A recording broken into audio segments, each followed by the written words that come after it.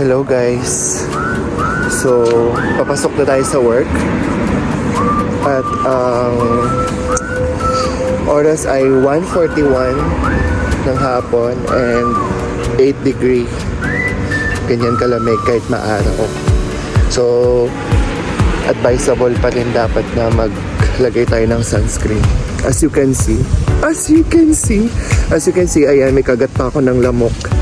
So, magbabike lang tayo papuntang subway at itong bike na to ang gagamitin natin. So, update ko kayo mamaya. Kailangan ko lang buksan yung bike. I-scan pala. Yun lang. Bye-bye. So, ayan. Magbabike na tayo. Kung mapapansin nyo yung mga building dyan. Sampayan yan. Ayun lang dito. So, nag-start nang bumaba yung temperature dito sa Shanghai. So, kailangan doble-doble na yung yung mga suot mo. Kompleto, kailangan yung mga gear mo sa winter is ilabas mo na dahil yung lamig is tumatagos hanggang sa ikabuturan ng buto mo. Ayun.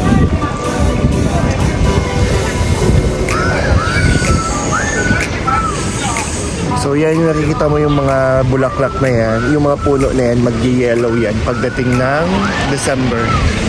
So, sakto yan sa sakto yan pag birthday ko. Diyan ako Diyan ako nagbe-birthday shoot. Birthday shoot! Ayun lang. So, ganun lang araw-araw mga routine papuntang work. Alamig. Mamaya na ako magpa-vlog guys. Update ko kayo. So guys, malapit na tayo sa subway. At konti na lang din yung pula ng pisngi ko. Pag naliligo kasi ako, pagka labas ko ng CR, lagi akong may kagat ng lamok. Hindi ko alam kung bakit. So, ayun, naglagay tayo ng sunscreen. Mamaya isi-share ko sa inyo kung ano yung gamit kong sunscreen. Nag-promote. Sobrang lamig. Grabe. Kaya dahan-dahan lang kailangan pag nagbabike ka kasi kahit yung gamit kong jacket na to, windbreaker siya, tumatagos pa din. Alam mo yun. Partida, hindi pa yan nagde-negative ha. Ano pa lang yan? 9 degree pa lang yan. Tapos maaraw pa. Ayan o. Naririnig din naman ata yung hangin. Grabe. Kaya dito na ako sa subway. Ipapark ko lang tong bike tapos bababa na ako. Bye.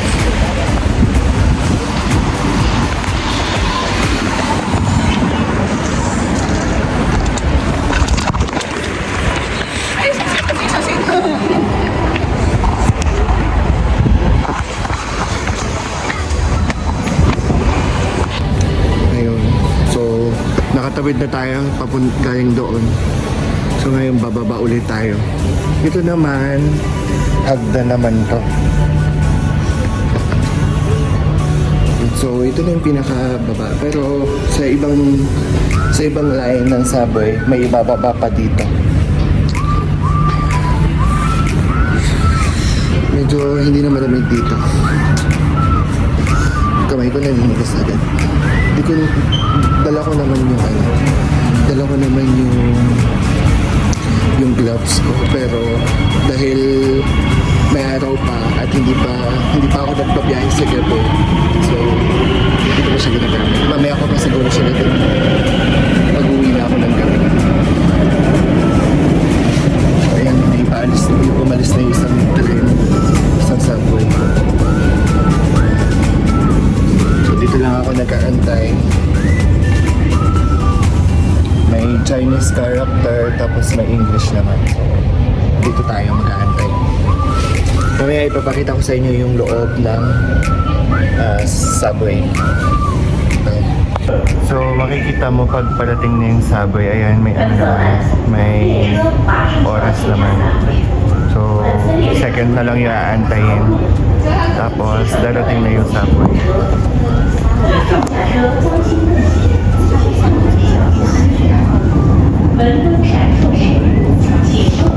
So, papakita ko sa inyo yung loob.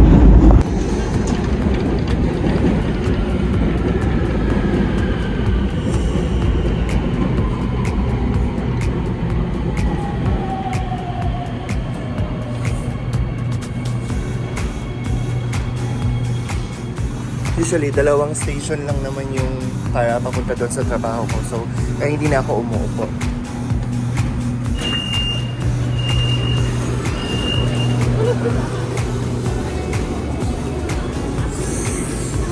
So, ganyan lang siya. Tapos, punta doon.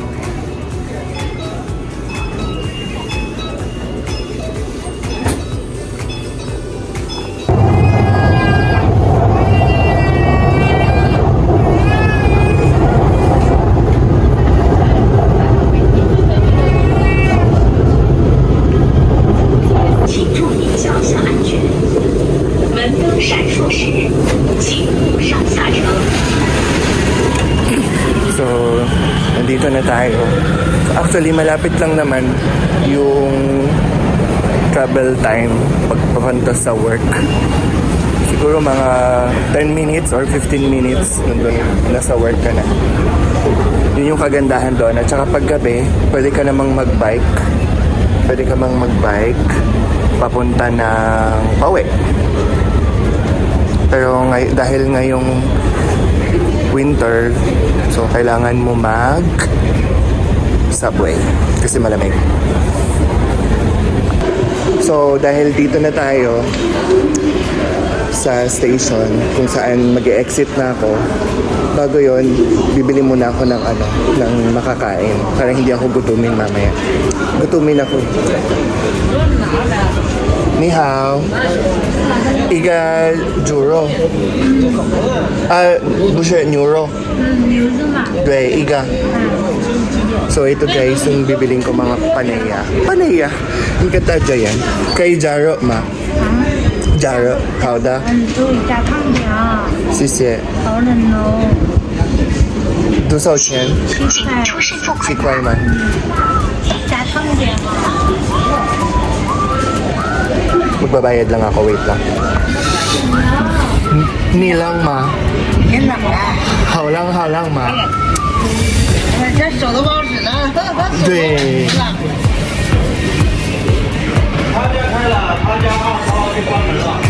So sinasabi niya, sobrang lamig ba daw? Ano daw pakiramdam ko, sobrang lamig. Sabi ko, oo. Sisi ni... So, sa 2 years ko ditong sa Shanghai, nakakaintindi naman na ako ng Mandarin Chinese. So, yung iba, sobrang hirap talaga pag sobra. Kasi may mga native silang Chinese na ginagamit dito. Pagka ganon, talagang wala na, nalilito na ako. Hindi ko na sila maintindihan. So, dito sa loob ng subway, may mga kainan din. Ayan. Pero ang bibilihin ko is ako, yung mangosteen na milk tea. Dito pala yun. Nalampasan ko na pala. Kasi kaka-vlog kasi. Video na video. So ito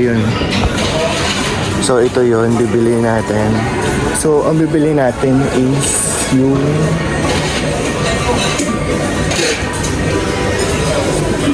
dito yun ito yan. Ito. Yung mangosteen. I-scan ko lang to. Wait lang.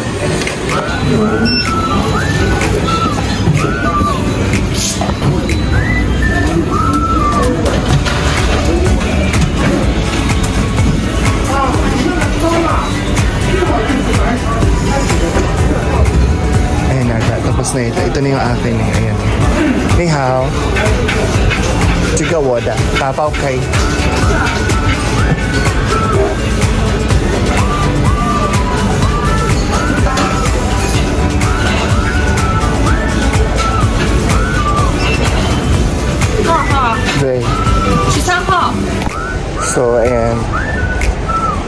Nakalabas na tayo pa galing ng subway kanina.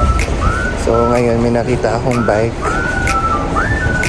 papuntang trabaho. So mga 5 minutes or 3 minutes lang na bike, nandun ka na sa work mo. So open ko lang tong bike na to. Scan ko lang siya tapos update ko kayo mamaya. Bye! So ganyan lang guys. Ayan, madaming mga bike dun. May yellow, may green, may blue. Tapos ang kagandahan dito guys, talagang ano siya, continuing develop ng area. Basta madaming area dito. Ayan, green na. Yeah, go na tayo. Yan, daming bike, di ba? So, ganun lang. Madaming ano. Yan yung mga nakikita ko araw-araw papunta sa trabaho. Tapos mababait pa ang mga Chinese. Hindi sila wala silang pakialam kung ano yung, hindi katulad sa atin na kung ano yung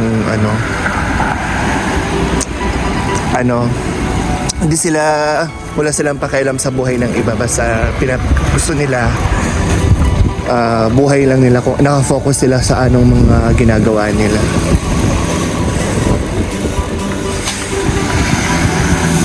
May bike lane, ayan. So pag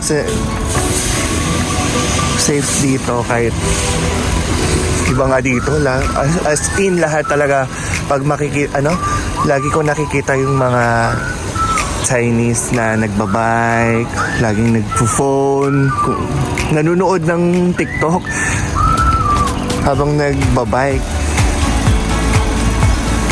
Ganun lang. Diba? Kahit saan ka tumingin, lagi kang makakita ng bike. May nagpapatrol na pulis lagi. Kanto by kanto ang pulis dito. Ay, bakit? Tara na? Saan? May hindi ko pa naman dala passport ko.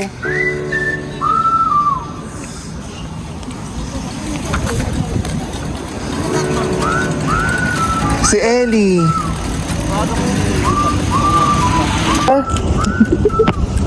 Na lang, bike na lang natin papunta doon, tapos tanungin ko kung pwedeng passport, picture lang ng passport. Go!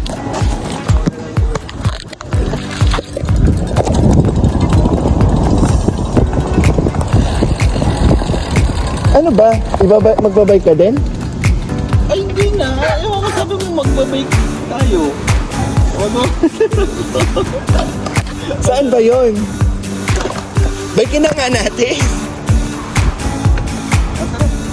Magbabike ba ako o magmumotor? Magmumotor ka, tapos susukan ako ang magbabike. Bakit? Feeling mo may motor ako? Nagbablog ako eh. Stop ka eh. Huwag na. Ay, panibagong vlog. So, dahil pinestorbo mo ako, EJ, at magpapamedical kami daw. Hindi ko pa naman dala yung passport ko. So, tatanungin ko sa clinic or sa hospital May kung papel ka ba? wala. Tsaka photocopy pala natin muna. Hindi pwede yung pa-photocopy. Sige, amo na. Bukas na lang ako. Kailangan ata Oo, bukas yun. Pwede bukas. Mama na kami. Eh, wala akong papel eh. Or punta muna ako ng Oo. Tapos, Pwede bang kunin mo muna yung yung ito may hawak ng copy eh. pwede mong Kunin ko yung passport, kunin mo yung mo. Oo, yung passport ko. Alam mo, kita mo yung drawer? Dalawa yon. Nandoon sa basta nandoon lang yun sa pinaka top yung maliit na drawer, yung sa Durabox ko. Nandoon lang yun. Sige. Tapos sa GC yung location, babaygan mo na lang. Oo. Sige. Sige. Kukunin ko na kay Bato yung ano. Hindi, kay Manny. Baka andyan si Manny lang ang nandyan eh. Okay, sige. Baka iniwan niyo ba ito dyan? Kunin mo ha, tapos pag hindi mo nakita, video call mo ko.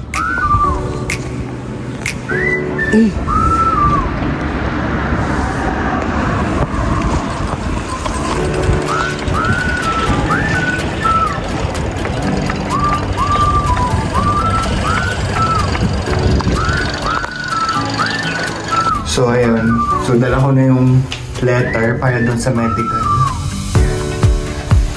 So bababa na ako. Unexpected to, bablog-vlog ako tapos bigla ko nasa lubong yung kabayan natin to work kung ano.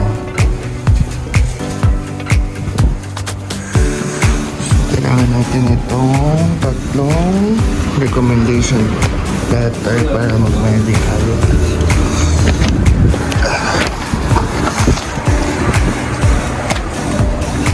Yun lang, update ko kayo mamaya. Bye! So guys, ito nga pala yung ginagamit kong sunscreen pag winter dito. Itong Woodchin Effect yung W. Ano siya, 50 SPF siya. Tapos made in Korea siya. Ayan siya. Ganyan yung ano niya. So nakakadalawa na ako nito. Nag-apply muna ako ng Olay na Natural Aura, tapos saka ko siya lalagyan. Yun lang. Sure lang, bakit? So, update guys, dahil magpapamedical kami, unexpected ito. So, salamat kay Intoy, EJ. Kinuha niya yung passport sa room ko. Malapit lang naman dito.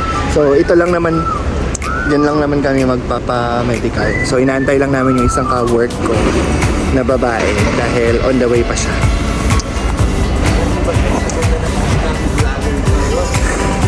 Yun lang, update ko kayo mamaya. So guys, update lang. So, galing kami sa hospital kanina. So, wala pala ngayong medical pag tuwing Tuesday. So, bukas babalik kami doon. Full day naman daw bukas. So, wala talagang magagawa pag yun yung sabi ng hospital. So, yun lang. So, sana nag-enjoy kayo sa vlog ko. Update ko kayo sa mga buhay-buhay natin. Bye-bye!